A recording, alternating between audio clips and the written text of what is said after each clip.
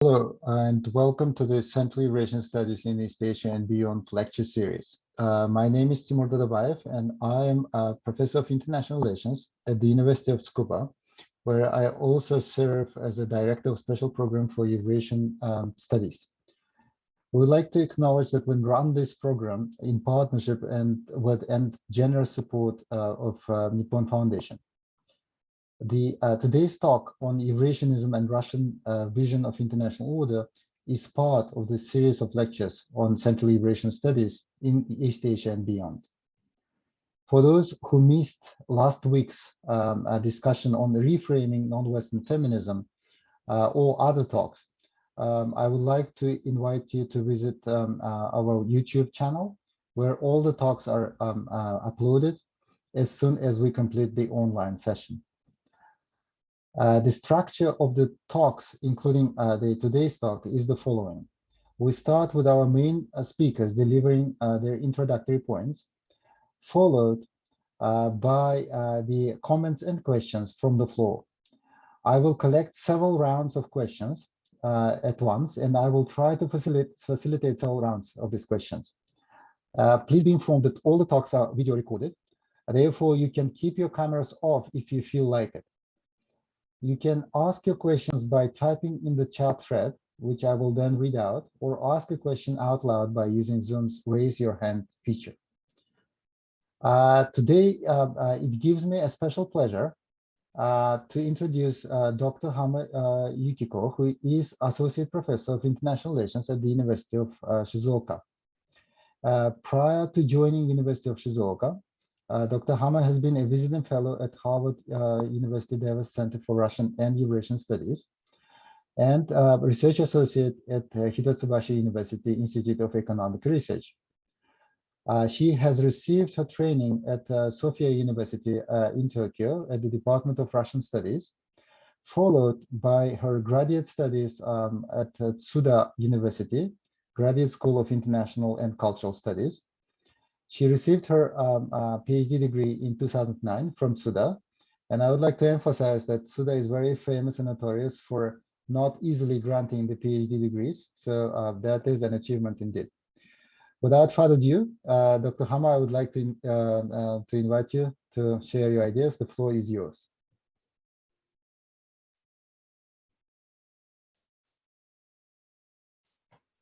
Hi. I'm Yukiko Hama. Thank you very much for the kind and detailed introduction. There's nothing to introduce myself. No, you can proceed now to your lecture, if you like. Thank you. I'm basically interested in the ideology and how an idea is politicized and used. First, I started my work on classic Eurasianism during an interwar period, and then shifted more on contemporary Neo-Eurasianism lately, and also worked on comparative history between Russia and Japan. Now, let's start the talk with the definition of Eurasianism. Did you are you getting the picture? Yeah, we can see the slides. Thank you. Okay, thank you. What is Eurasianism? Well, precisely speaking, there are a lot of long definitions, but the easiest and the most simple one is an idea to identify Russia with the Eurasian country. Of course, the counter concept is Russia as a European country.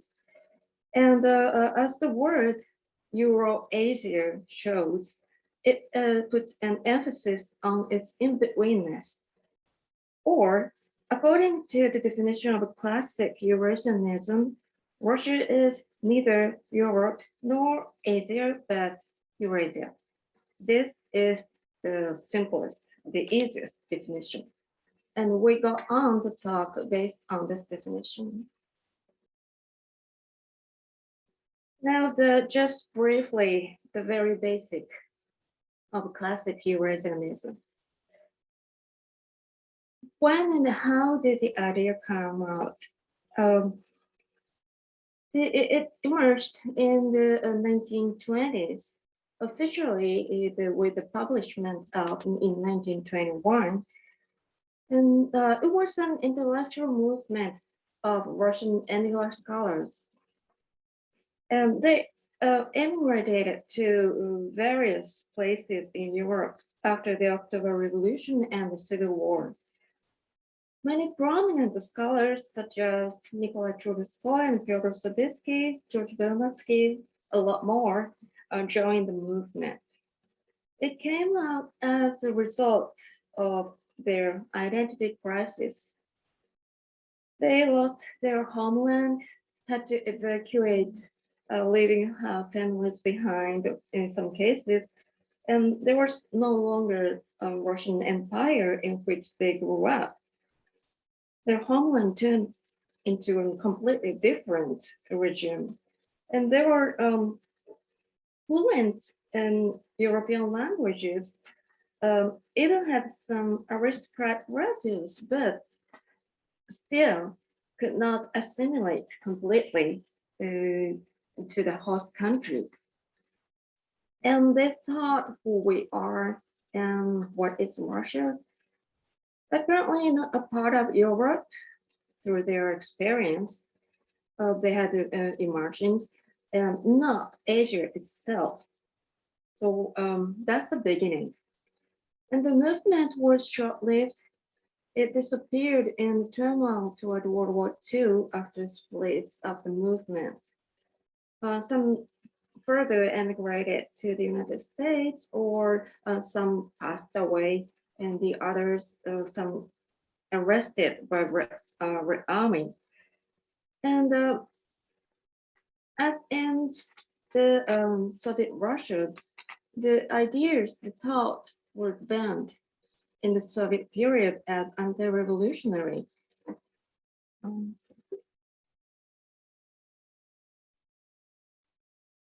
So only a few specialists had an idea, they had the knowledge of what Eurasianism was.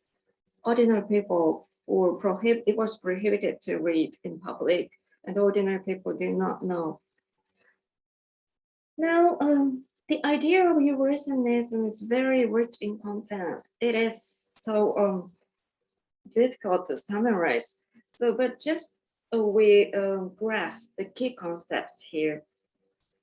The first and the most important is a keen criticism of Eurocentrism, colonialism, and the modernization modeled after Western Europe, because they destroy diversity of the world as such. And Russia, they saw, was space of ethnic and cultural diversity. So this is the contrast and one of the most important points between Europeanization and Russian, its original diversity.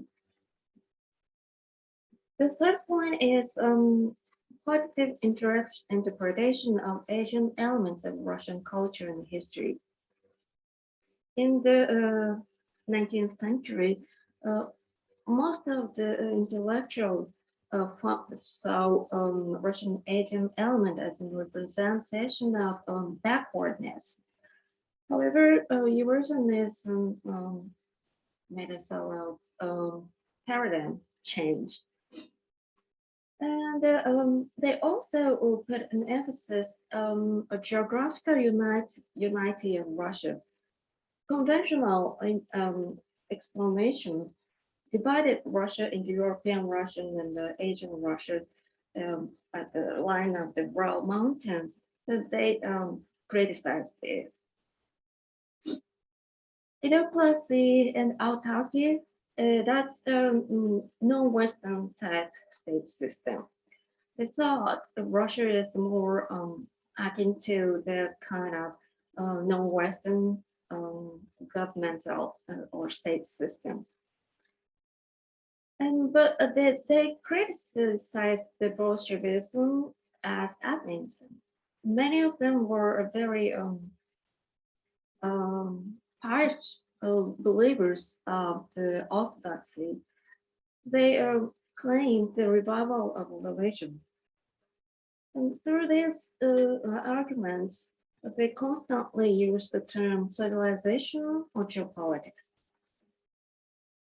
And that is the basic idea of the classic Eurasianism. Now, what's interesting is the West band Eurasianism revived in the 1990s in Russia, particularly after the collapse of the Soviet Union. Enormous numbers of books were published. Some of them were in the shelf of best-selling in the large bookstores. And I myself actually witnessed people reading them in metro or in airplanes. They are far from easy reading, but still, it was really surprising. And in addition to that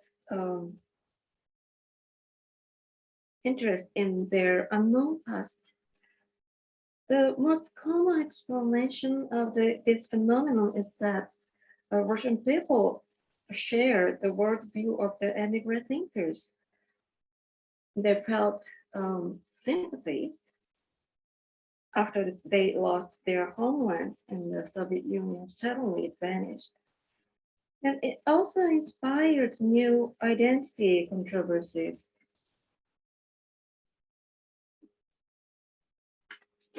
Well, Eurasianism, which had existed in the old 19th century version, it's different. It seems the third way, not the traditional Westernizers, traditional Slavophiles, they founded something. They found something in the idea. And that's having inspired by classic Eurasianism and its revival, there appeared new proponents of new type of Eurasian identity. And we call it as Neo-Eurasianism. Now, before we go on the argument, let me stop a few minutes here. There are numerous, large number of research works on this topic, but compared with other countries, such as United States, it is amazingly many works appeared in Japan, especially in the field of intellectual history. And it requires explanation why Eurasianism attracted so many scholars in Japan and why now. In terms of monograph, perhaps my book seems the only one so far. Sorry for the advertisement, and but a lot of articles and notes. Then the answer lies in the overlap with Japanese historical issue. Well, the traditional identity controversies began with the modernization. In Russian case, in 18th and 19th century, modernization meant at that time Europeanization. And it persists in a top-down manner, in which causes division of social strata, loss of tradition and faith. So in Russian case, the famous controversies between Westernizers and the Slavophiles began in the 19th century, and after that repeatedly reactivated at every historical moment. And Japan had a similar experience. After opening up the country in the mid-19th century, Japan also faced disputes between Westernizers and the Asianists. The question was, does Japan belong to the West has Japan become a part of West or still belong to Asia? Or Japan should live as a small country in Asia? Not like in Russia, it did not last that long. One reason is a hardline Asianist became too radical and formed the idea to justify the lead and actually led the World War II. So in some, the Russian identity issues and Eurasianism reminds us of this history. At least some scholars, including myself, have this parallel always in mind. But let's go back. And today's topic is not history, but contemporary Neo-Eurasianism. Well, after the popular revival of Eurasianism in the 1990s, appeared several intellectuals, ideologues, and practitioners who were inspired by the idea of classic Eurasianism. And distinguishing from classic, we call it Neo-Eurasianism. I must say that Neo-Eurasianism is just a vague grouping category, and there is no coherent doctrine, no consolidated idea, and it is not an exaggeration to say that the only elements common with with them are antipathy, emotional antagonism toward the West, namely the United States and part of Europe, who imposes its values systems and the claim for turn to the east because Russia is a Eurasian state. We should attach greater importance to the partnership with Asia. The most famous and notorious um, figure of Neo-Eurasianism would be Alexander Dugin. Some of you may have familiar with the name of Dugin, but here, because there are an enormous number of works on Dugin, implying that he is a mentor of a guru of Putin.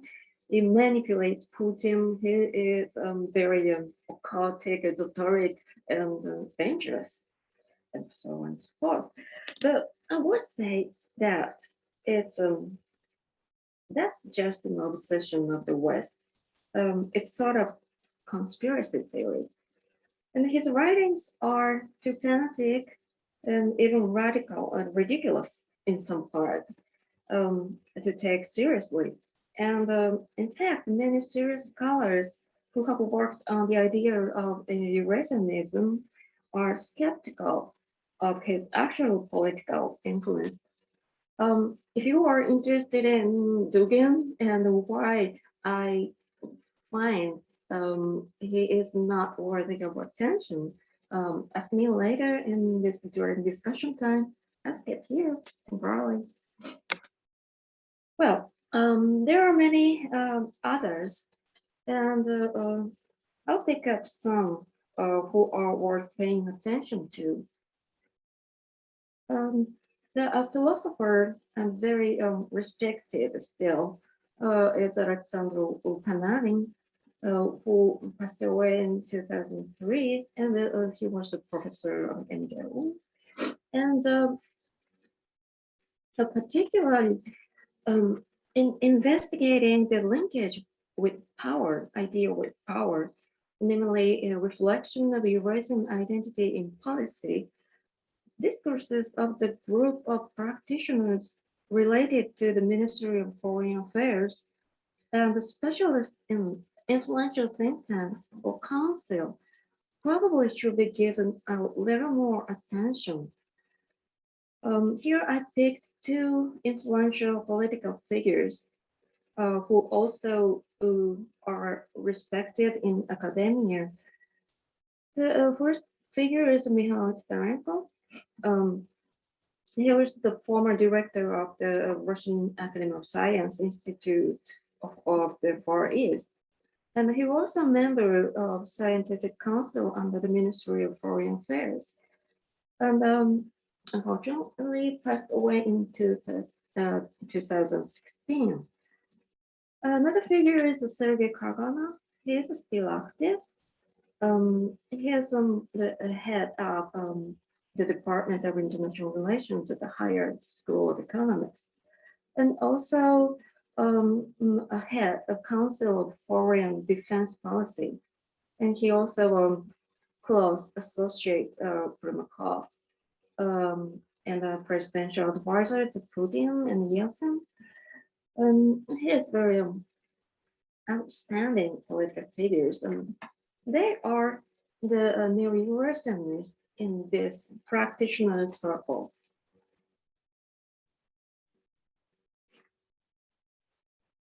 And I dare to call them as a pragmatic Neo-Eurasianism. Well, let me introduce a typical argument here. The one of the Starenko. Well, according to his argument, since the end of the Cold War, and the Pacific Asian region has been home to two different models of economics, politics, ideology, and values. There is the Western type and the Chinese type.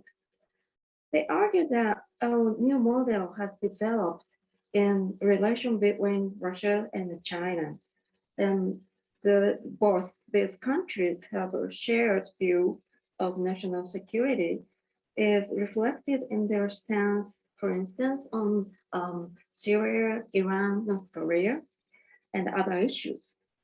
The leaders of the both countries have created a framework for dialogues, such as Shanghai Cooperation of Organization, Russia, India, China framework, and these experiences are reflected in BRICS as well.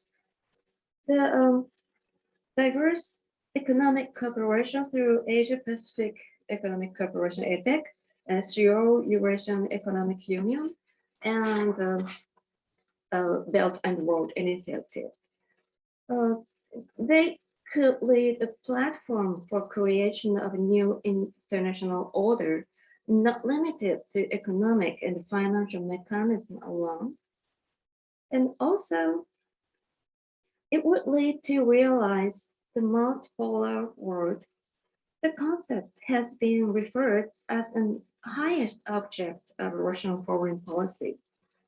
Of course, the counter concept is unipolar international order led by the United States. And they also see the Russia's identity as a Eurasian or Pacific nation as fully suited to its nature as a multi-ethnic people and its self-understanding of the geopolitical position. Now here is another domestic context of this argument. It is the development of Siberia and the Russian Far East. They should be important. I mean, Siberia and the Russian Far East should be important in terms of the nation's Eurasian identity, but it is too weak in today's Russia. And ignoring these regions excluded from Europeanization would lead mainly to Eurocentrism. And the pivot to the East or turn to the East also represent a recognition of the importance of Siberia and the Russian Far East. So put another way, if seeking a multipolar world, as argued by the Russian government, then at the same time, there is a need to advance domestic multipolarity by revising the current state in which politics and economy are centered on Moscow. The argument for cooperative relations with China, and particularly for the participation in the Belt and Road Initiative, arises from the expectation that it would have a spillover effect benefiting Siberia and Far East, which have been left out of the Central Progress. And this is the typical argument with sober and pragmatic type of Neo-Eurasianism. In them, quotations or borrowings from the classic Eurasianism frequently appear, giving authority to them arguments. Now let me consider the meaning of the pragmatic Neo-Eurasianism. In year 2000, shortly after the inauguration, Vladimir Putin stated Russia is a European country. However, in 2012, in his third term, now he said, Eurasianism is a tradition of our political thinking. It is extremely difficult to know what's happening in the black box of policy making. So I cannot prove, but it is a reasonable thing to think it as an output of Eurasian identification. As for function of Neo-Eurasianism, it works for branding Russian foreign policy. Even if there is no choice but to join hands with China, you can't say so. That's diplomacy. And also there's still a strong awareness of China in Russia. China is too strong and Russia will be dominated, or it is risky to get too close to such a powerful state.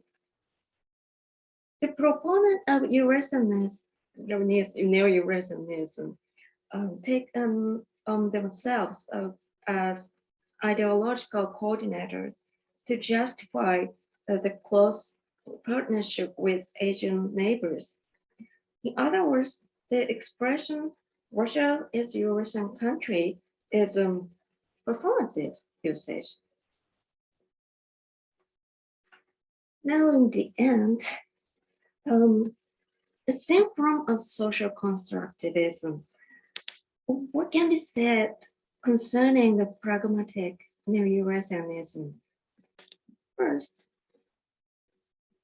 as many theoretical works have demonstrated in the field of international relations, the interactions between or among the actors give influence on the redefinition of one's, for instance, national interest, as well as national identity. In this case, Russia attempts to redefine its identity as a result of a relationship with China, a rising power, sharing some values and goals, as well as the worsening relations with the United States and Europe on the other hand. But it doesn't change so quickly. It requires a process of internalization. The quotations and the borrowings from the classic Eurasianism have its performative functions to persuade the nation. Of course, it means not only the public opinion, but also the relevant bureaucracy, saying that as the great thinkers in the early 20th century stated, Russia is a Eurasian nation, and so it is quite reasonable to build cooperation with Asian neighbors and proceed regional integration. It would add as I would add as persuasion. It is externally branding strategy of the foreign policy, but at the same time, pragmatic neo-Eurasianists seem to focus more on the domestic scene. The example of Titorenko's argument shows neo-Eurasianism has double functions. Asia is important, but the Russian Far East and Siberia is equally important. And now let's pay attention to the East. That's of logic. I'm sorry. I'm sorry.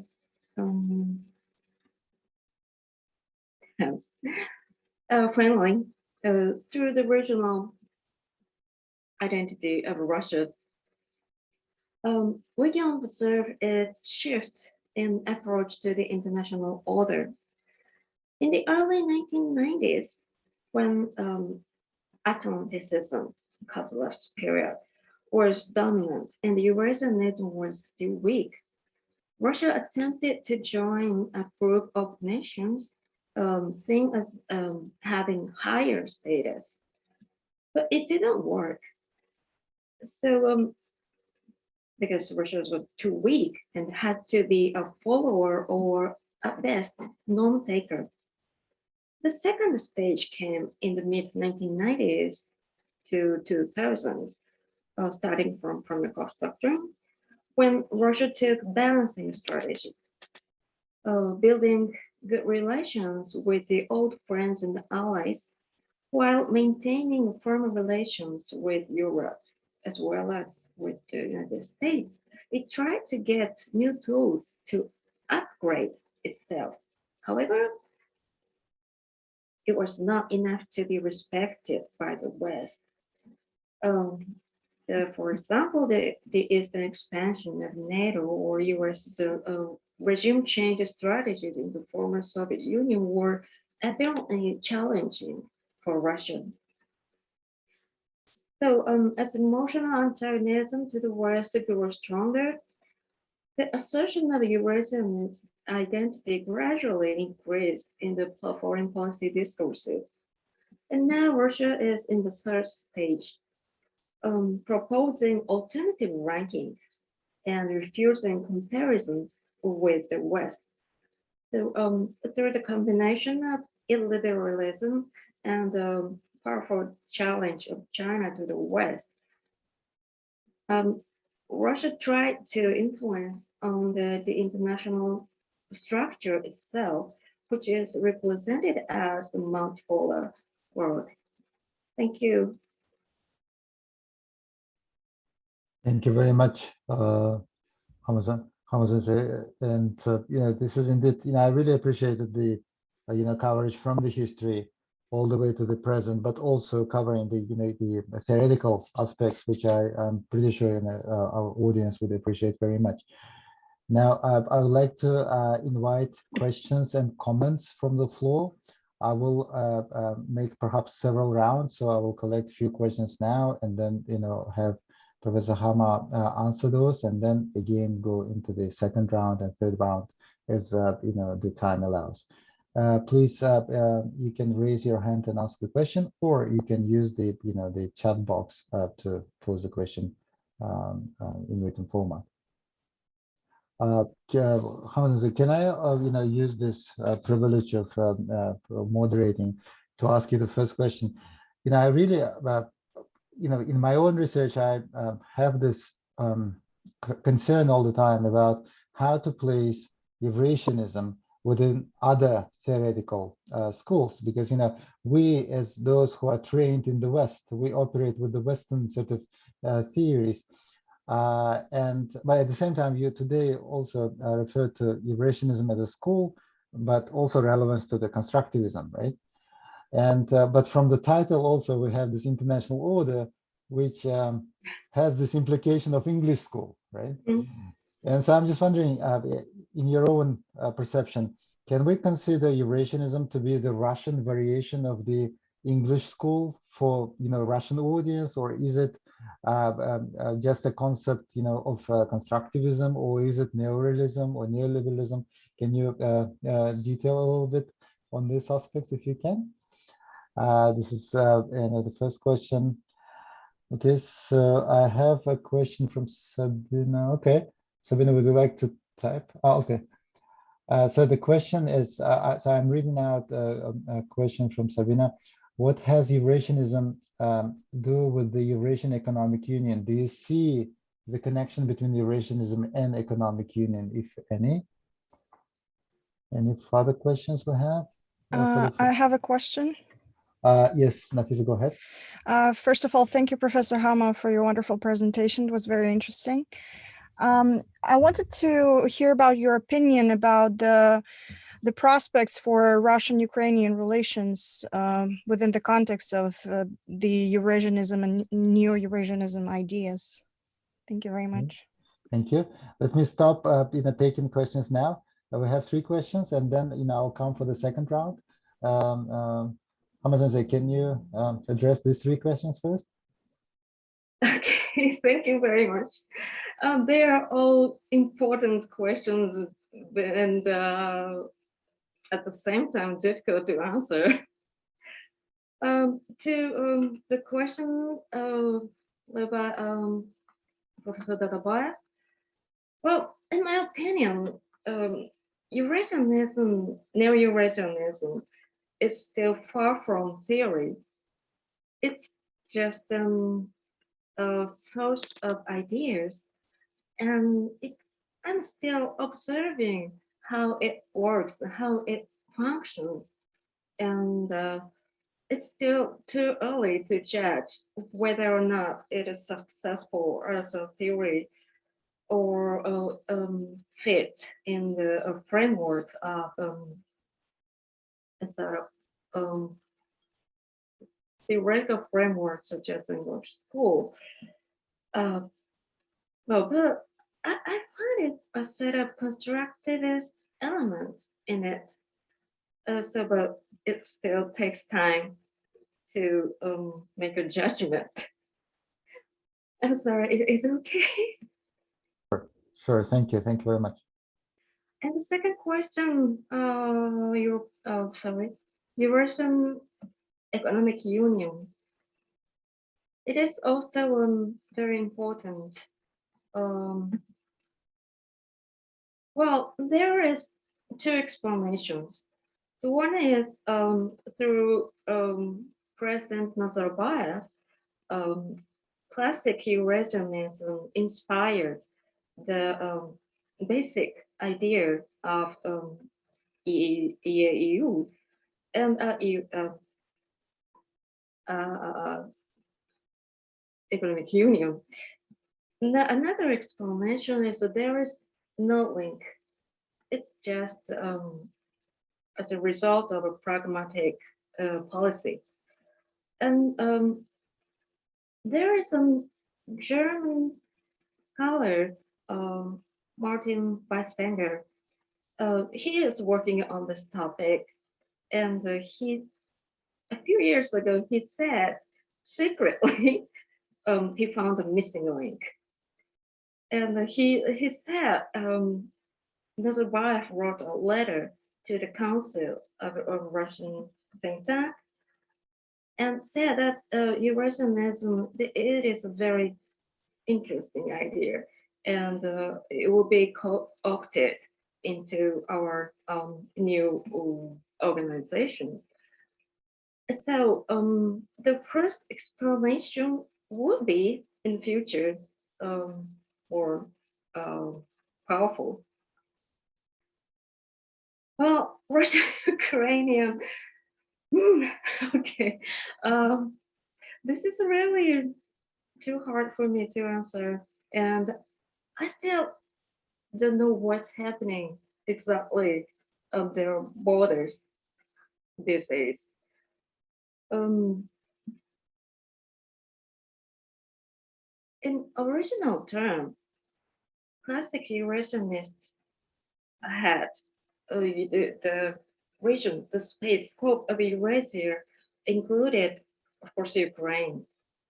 In the pragmatic Neo-Eurasianist term, it's shooting more to the east and almost leaving the western borders of Russia. The Baltic states, from the beginning, they belong to Europe. It was out of Eurasia from the very beginning. And but these years, recently, in particular, Ukraine is a little bit out of Eurasia, getting out of Eurasia. I'm sorry, this is not a good answer, but There's forgive me. no right or wrong answer in this, I believe. So let me, I already have, the chat box full of other questions. So let me just read a few. So, I have the first question from Ignat Vershinin. So, dear Professor, thank you for your lecture. Could you please elaborate on the interrelation between Russian nationalism and Eurasianism? It seems that they are supposed to be contradictory when it comes to the foundational ideas, or the Eurasianism could be perceived as a part of nationalism if Eurasian equals, if the notion of Eurasian equals to a larger Russia, rather than to integration of various actors. So that's one question, kind of comment. And then we have another question. My name is Himrax May. I'm sorry if I'm misreading the name. Research fellow at the Cambodian Institute for Cooperation and Peace. Thank you, Professor Hama, for your interesting presentation. My questions are, the first one, what's Russia's long-term vision on the international order? The second, what's Russia's strategy in engaging with Southeast Asia? And the third one, do you see any potential strategic military alliance between between Russia and China? Thank you. Now, I have two more questions, so let me just go through them. I have a question from Aman Birdi, and the question is, what is the religion of Eurasianism, if it has any? Which is quite interesting because I think it relates to the values, Eurasian values issue. And then actually, let me keep two more questions for the second round because otherwise, we wouldn't have enough time. I will have, the question from Alexander and from Kifu Mishuya in the next round. So, how much is it? Can you address these three, but actually more questions there? Well, thank you very much for, they are really inspiring questions. First, about the nationalism, and that is very difficult question. In terms of classic Eurasianism, there are a lot of nationalistic elements, and for the the scope of Eurasia was almost the same area with the former Russian Empire, excluding Poland and Finland. In this Neo-Eurasianism version, the range of Eurasia is not, it's totally different. And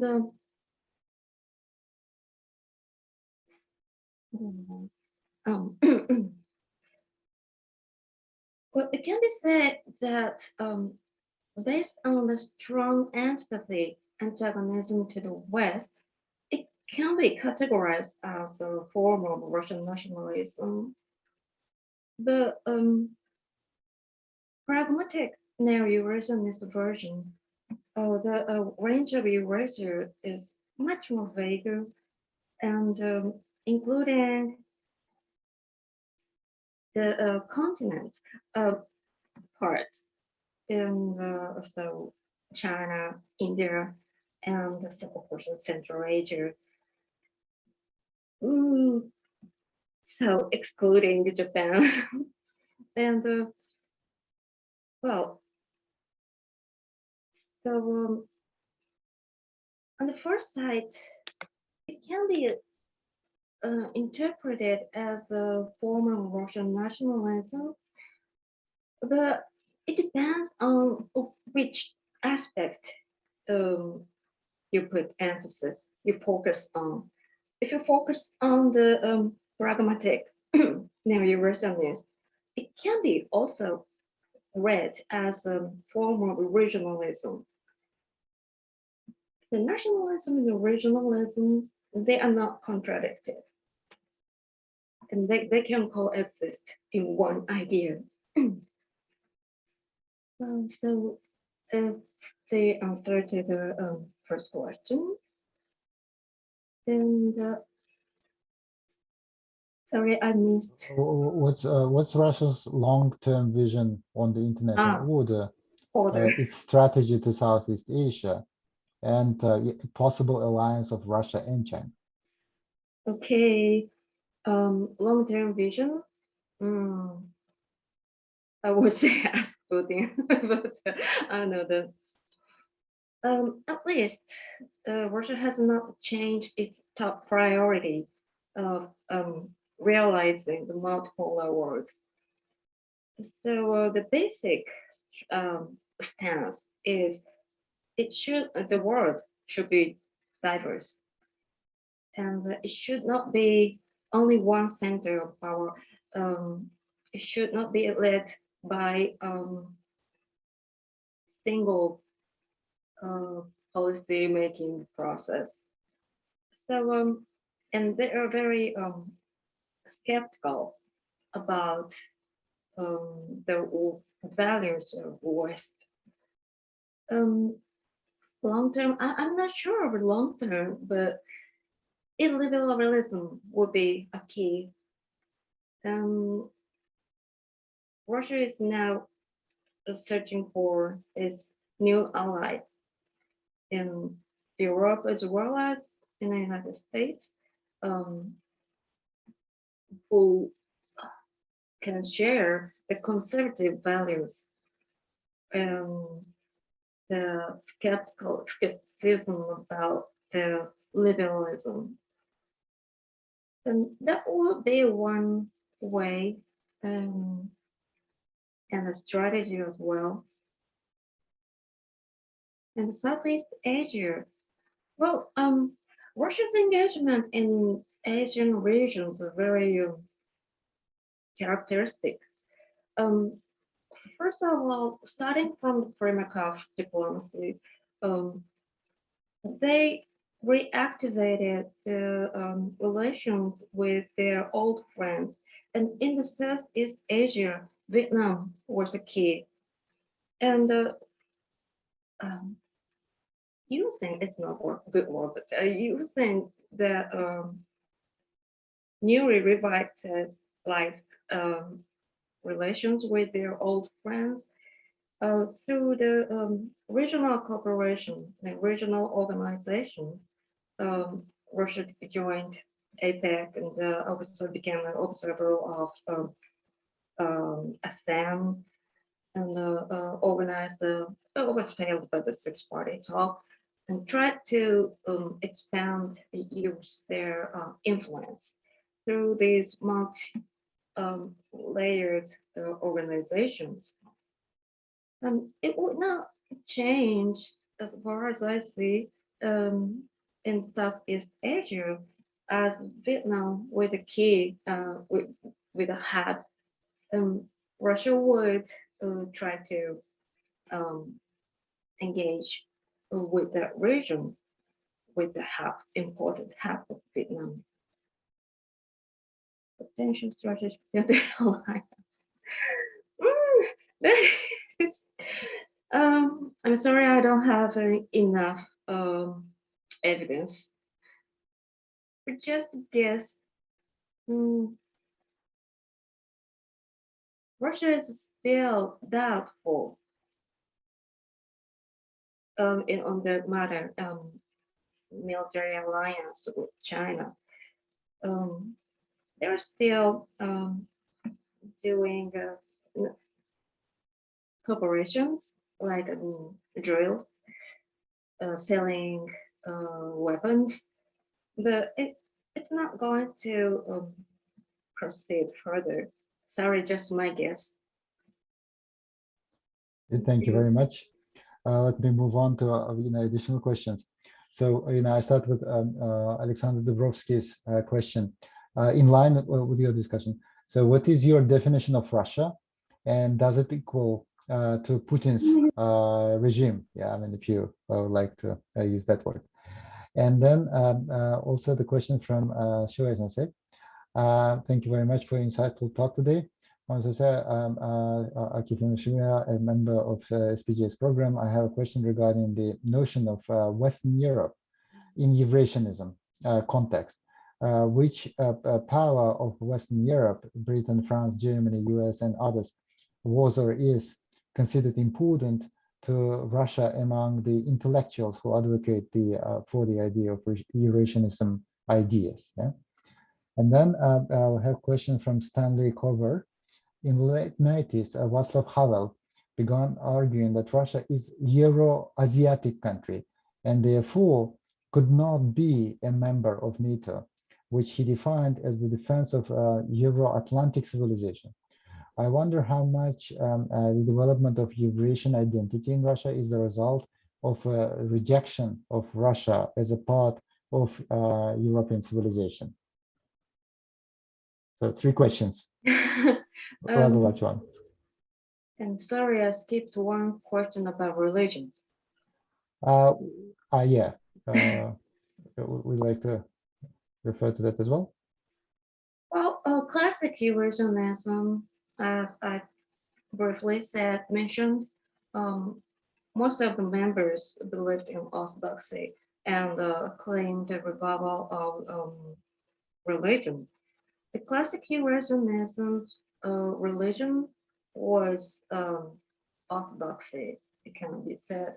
But now, Neo-Eurasianists, and some people like Alexander Dugin and Alexander Panarin, they make much of the revival of spiritual part of Russia, and they mention a lot about the Eastern, Orthodoxy. But the figures I picked up today have no mention about religion. The value they said is very something vague, traditional, and they realized that it is too risky for Russian foreign policy to emphasize the religion in that multicultural, multi-religious country. So they wouldn't say anything about religion. And the definition of Russia. Well, I don't see Putin's regime with a synonym of Russia. But as it is too long and too solid in the structure, even if within layers, the governing structure would survive. Anyway, definition of Russia. In today's talk, I focused on practitioners relating to Ministry of Foreign Affairs and other think tanks. So they meant very political notion of Russia in that existing nation state. In other Neo-Eurasianist idea, it varies. It's a very good question. And the next one. Okay, the definition of Western Europe. Okay, in the classic Eurasianist and as well as some conservative Neo-Eurasianists, they see the continent part of Europe as the genuine Europe. And Anglo-American is another category. And it goes with the conservative version of Neo-Eurasianism. They say Germany, France, as well as Italy, these are the important part of real, genuine Europe. And Russia can build a good relations with them And another key concept, the West and Europe is slightly different in their usage. The West apparently includes the United States and Great Britain. And Europe, they meant, particularly in the usage of classic Eurasianism, it meant the continental part of Europe. Okay, and so we must pay attention to this difference. Some overlap, but some doesn't. The Eurasianists are very critical to the Neo-Eurasianists are very critical to the West, but Europe is a little bit different in nuance. And sorry. And the next one is versus Havel. So the question is, do you think that the Eurasian identity in Russia is the result of a rejection of Russia as a part of a larger European civilization? That's a very hard to answer, chicken or egg.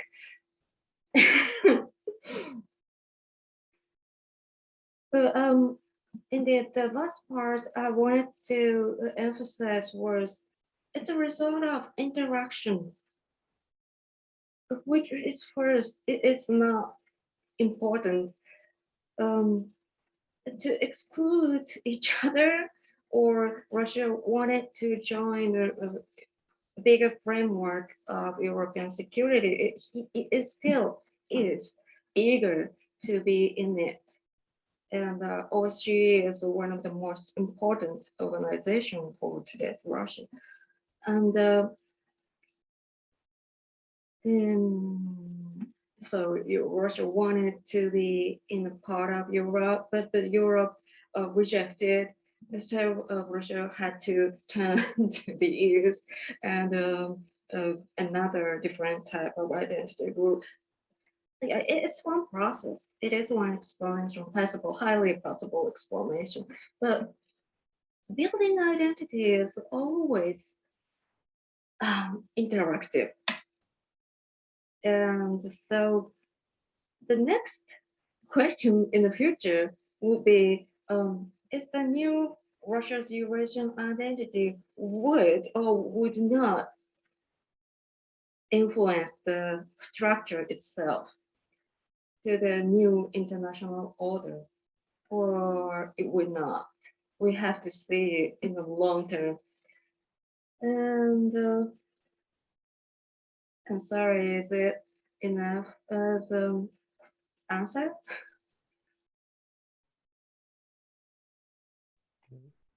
Let me get, we still have around 15 minutes to go.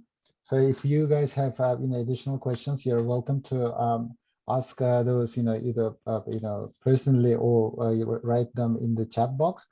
How was I say, I have one sort of group of questions. Since we are in Japan, and we talk about Russia, but we don't talk about Russo-Japanese relations. So I'm just wondering, how do you see the prospect in line with your discussion? Because I think, these are related. Yeah, we're talking about, a Russian identity and how that identity shapes its foreign policy. But, and we talk about the West and we talk about China, but we don't talk about Japan. So I'm just wondering, in all of this coverage, how do you place Japan both in terms of the dynamics, but also in this resolution of this practical issue of how to deal with the peace treaty and the islands issue, or Northern Territories issue. I'm just wondering if you could provide a little bit of perspective on that. Do you guys have any further questions or additional questions? You're welcome to ask at this time. You can ask personally, or you can ask by writing in the chat box. And if we don't have further, I just have a few more sort of questions just to add to to this one. I really like this, the point about Eurasianism being, part of a sort of constructivist narrative, right? It is a narrative. I mean, to put it very simply, and so I'm just wondering, over these years, from initial classical Eurasianist ideas to contemporary Eurasianist ideas, do you see elements of Eurasianism vanishing, and do you see elements of Eurasianism newly sort of appearing? Because it seems to me that although we talk about Eurasianism, we can hardly assume that it's the same Eurasianism that we are talking about. It's sort of changes over the period of time. So in your sort of view, if you observe this, it disappearing and newly appearing ideas, that would be nice to have. And the sort of another point that I wanted to ask you was about this, the process of formation of Eurasianism. I think this has it deals with partly with the question that Stanley asked about whether Russia's Eurasian identity is a outcome or for its rejection from Europe. I'm just wondering, what do you think are the elements which shape or the processes which shape Eurasian ideas? You already mentioned it's a reaction, right? An interaction. So it's one element I would assume. Perhaps the Eurasian identity is featured in your talk. But to be frank, I'm still puzzled about what is Eurasian identity. How can we sort of define that? So can you provide us a little bit about this processes which shape contemporary Eurasianism as it is? If you have any sort of ideas about that. So, guys, do you have any further questions? If not, then I'll ask Hama-sensei to answer these questions. And depending on the time, we may have time for one or two more questions later on. Hama-sensei, please go ahead. Okay, a lot of difficult questions. It's a Japanese relationship. Well, at first, when Russian practitioners and the Ministry of Foreign Affairs started to express their Eurasian identity, or just simple expression, Russia is a Eurasian country, so we make much of relations with Asia. Perhaps scholars in Japan expected development, positive development in the relations between Russia and Japan, but so far there is no good prospect. There's no clue how to solve the territorial disputes over 4 islands.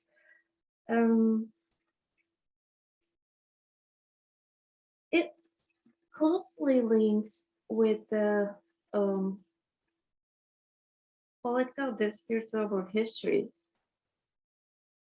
And it is too risky for Russia to give that islands back, because it has been explained that these islands are won on the victims of war and as a result of the Second World War.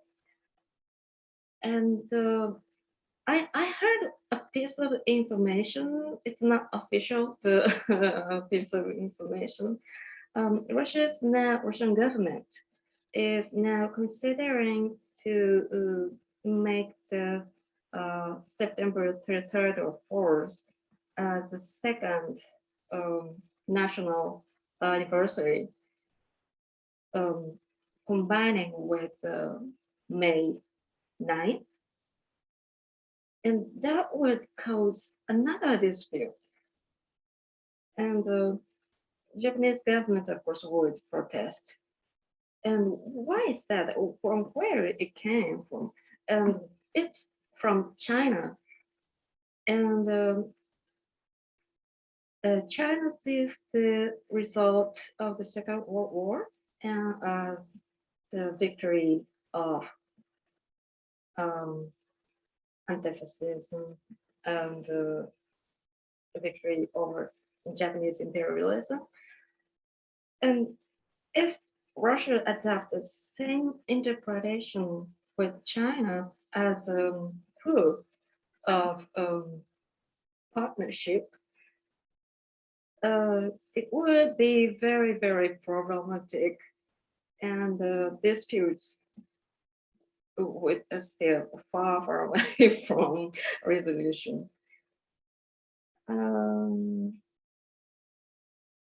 Yeah, that's one thing. And as I mentioned, it turned out that Eurasia does not include Japan.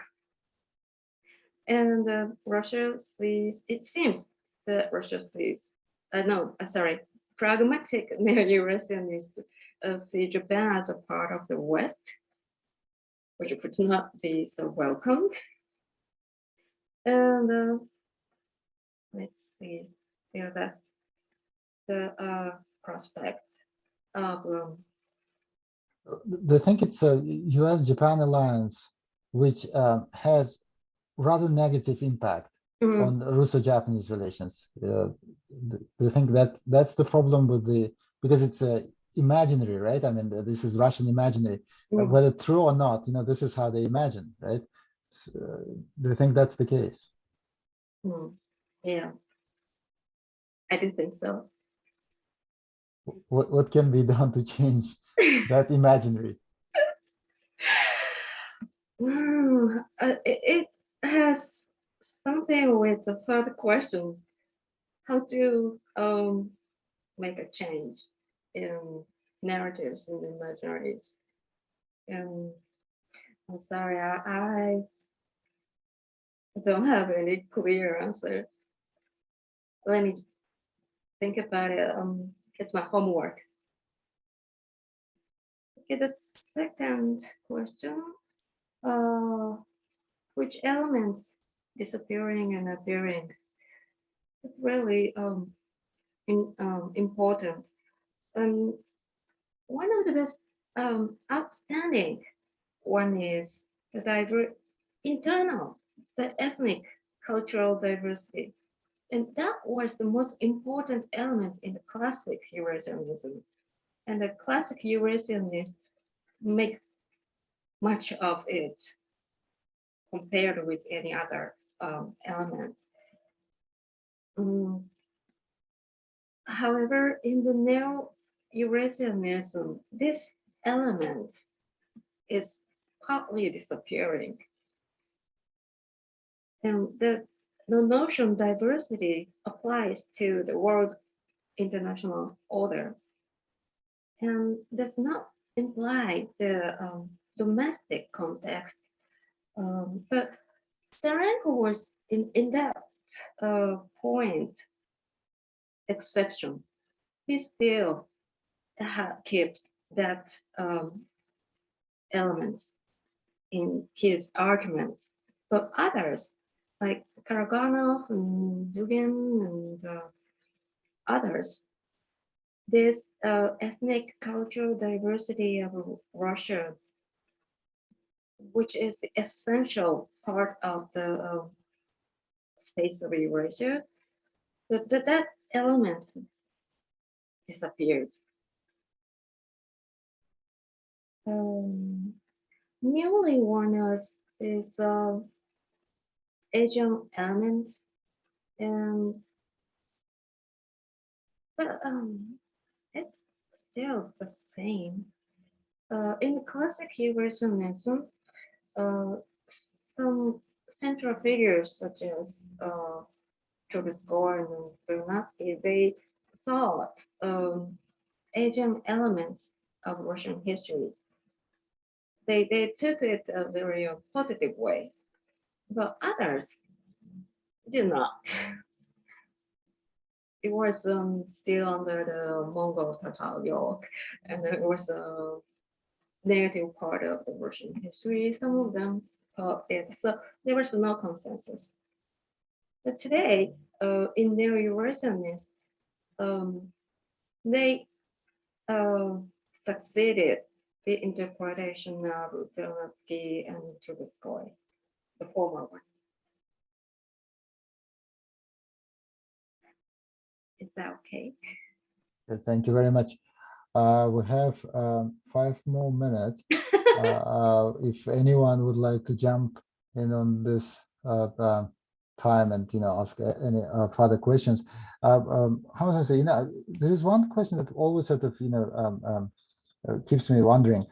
Given Dugin's, yeah, I mean, given Dugin's rather insignificant social sort of standing.